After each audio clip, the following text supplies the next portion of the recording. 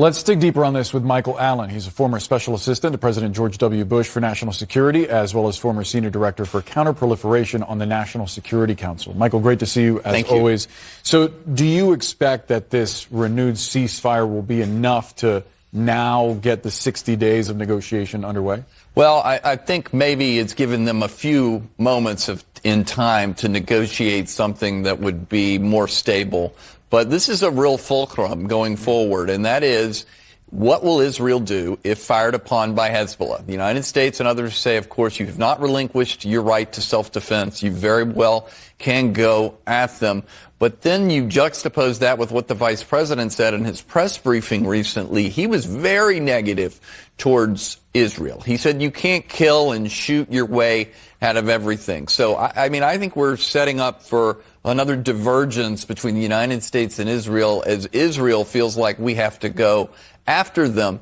And on top of that, it's the Israeli elections later this year, and arguably Netanyahu has to keep being aggressive or he's not going to win. To that point, where do you see the incentive for Netanyahu to uphold this end of the deal with the United States if Israel isn't a signatory to the Memorandum of Understanding, and you have President Trump saying that he has to keep him sane? He also has domestic politics to consider. Oh, wow. This is a lot of pressure. He's between a rock and a hard place, because I think that the one thing any Israeli leader cannot get rid of, and that is, or put into any question whatsoever, is the durability of the U.S.-Israeli relationship. It's absolutely vital for the long-term and even medium-term viability of the Israeli state. They need the United States, and I don't think voters would forgive Netanyahu for having that blow up on a permanent or even a semi-permanent basis. Yeah. Conversely, the reason that the ceasefire broke earlier was, according to the IDF, there were these 4 Israeli soldiers that Hezbollah killed when they fired upon them.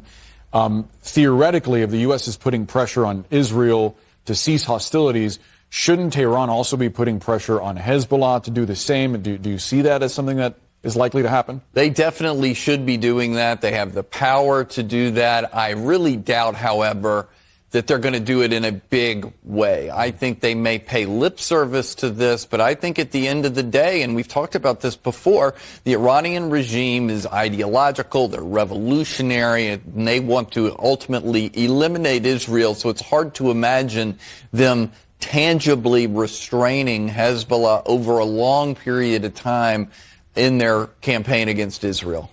As part of his defense over the memo, the Vice President J.D. Vance made the argument that there were these gentlemen's agreements in place, sort of saying that there were these handshake understandings with Tehran of how these talks were going to move forward.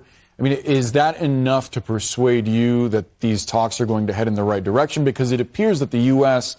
has given up some leverage, and that Iran, for example, in the Strait of Hormuz, feels very strong in its position. Yeah. This gets back to while many of us wished we had done Project Freedom to directly negate the leverage that they had over us in the Straits. Because if we're in a position where we've got to trust the Iranian word, and it's not even written down, it's hard enough when it is written down, then I think it does lay into serious questions. The way they are betting here is that they're betting the sanctions relief, or at least the ability for them to sell oil in the short term, will get them in a better place over time for us to gradually lift more sanctions, unfreeze more assets, etc., in exchange for returning some of the nuclear material, well, at least to sites outside the country. That's dubious. I don't know that they want to be able to do it in the long run. So we've got to work on verification. We've got to get our intelligence system and the Israeli intelligence system to stare very closely at what the Iranians are doing going forward, because I think they're a flight risk. Just to point out that there is some vagueness to what we have regarding these agreements with Iran that go beyond the MOU. Vice President Vance indicated that at least some of them were written. Whether that makes a difference or not, we haven't seen them, so we don't know. To the last point that you were making, President Trump recently has sort of hedged on the idea that Iran should not enrich any uranium, and that the U.S. should go in and remove the 900 pounds or so of highly enriched uranium that are buried underground. How do you see those public statements? Doesn't that in itself hinder the position of the United States, that now he's seeming to relent on getting rid of all of it? Yeah, seeming to relent. I think that he would insist, if asked, that he's going to try to put this back on the table in the 60-day period. But I think the Iranians don't want to give it up. I think they would see that as a blight on their national honor. Mm-hmm. They may say, well, you know what, we'll downblend it. But that, of course, invites the question of, well, if it's easy to downblend, it must be easy, again, if you have the right centrifuges to upblend it. And so this gets to another intelligence question. What is their centrifuge capability going forward? What is maybe buried in some of these different sites that we hear about all the time?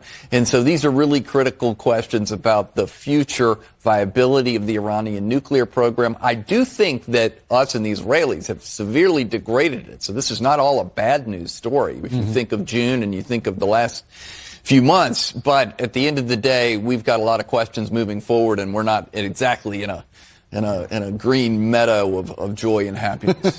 Not exactly in a green meadow of joy and happiness. That's a good way to put it. Michael Allen, thank you so much. Appreciate it.